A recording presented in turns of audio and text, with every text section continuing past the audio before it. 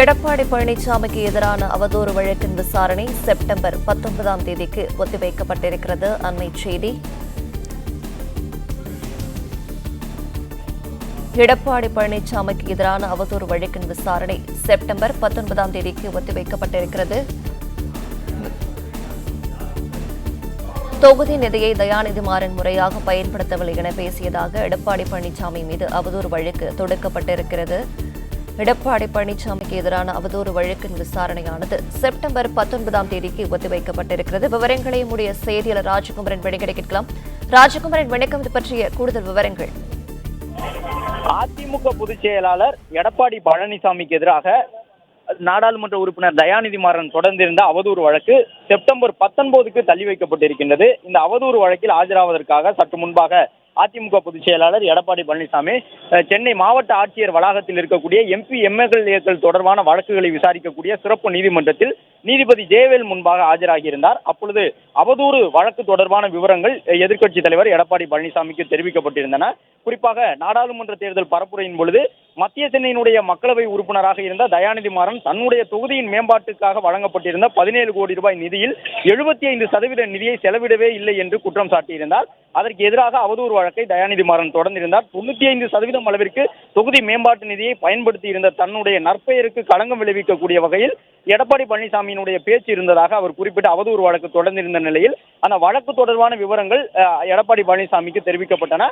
அந்த விவரங்களை கேட்டுக்கொண்ட எடப்பாடி பழனிசாமி தனக்கு எதிரான அவதூறு வழக்கை மறுப்பதாக நீதிபதி முன்பாக தெரிவித்தார். அதன் பிறகு இந்த வழக்கின் விசாரணை செப்டம்பர் 19ஆம் தேதிக்கு தள்ளி வைக்கப்பட்டதாக நீதிபதி தெரிவித்திருக்கின்றார். இந்த அவதூறு வழக்கின் விசாரணை செப்டம்பர் 19க்கு தள்ளி வைக்கப்பட்டிருக்கக்கூடிய சூழ்நிலையில் மீண்டும் இந்த வழக்கு இதே நீதிமன்றத்தில் செப்டம்பர் மாதம் 19ஆம் தேதி விசாரணைக்கு வர இருக்கின்றது. அதன்படி அந்த வழக்கில் ஆஜராகலாம் அல்லது வழக்கறிஞர்கள் மூலமாக அந்த வழக்கை நடத்தலாம் என்று தெரிவிக்கப்பட்டிருக்கின்றது.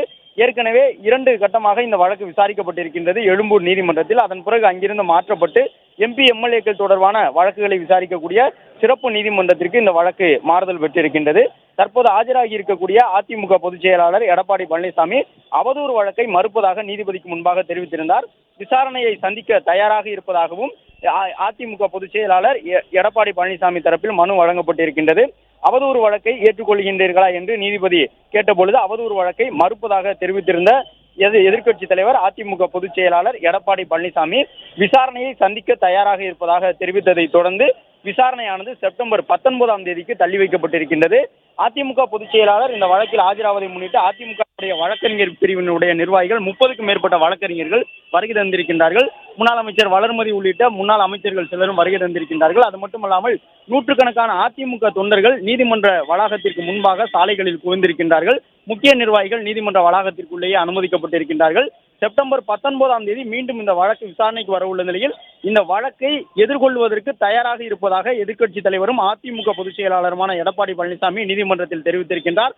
அவதூறு வழக்கை மறுப்பதாக தெரிவித்திருந்த அவர் சட்ட ரீதியாக இந்த வழக்கை எதிர்கொள்வதற்கு தயாராக இருப்பதாகவும் தெரிவித்திருக்கின்றார். தற்போது நீதிமன்ற வளாகத்தில் இருந்து அவர் புறப்பட்டிருக்கின்றார். செப்டம்பர் 19ஆம் தேதி இந்த வழக்கு அவதூறு வழக்காக மீண்டும் விசாரணைக்கு வர இருக்கின்றது. மத்திய சென்னையினுடைய நாடாளுமன்ற உறுப்பினராக இருக்கும் தயாநிதி மாறன் தொடர்ந்து இருந்த அவதூறு வழக்கு தயாநிதி மாறன் தொகுதி மேம்பாட்டு நிதியை சரிவர பயன்படுத்தவில்லை, 75% மேற்பட்ட தொகையை செலவிடாமலேயே வைத்திருக்கின்றார் என்று நடைபெற்று முடிந்த மக்களவைத் தேர்தல் பிரச்சாரத்தின் பொழுது எதிர்க்கட்சி தலைவரும் அதிமுக பொதுச் செயலாளருமான எடப்பாடி பழனிசாமி தேர்தல் பரப்புரையில் தெரிவித்திருந்தார்.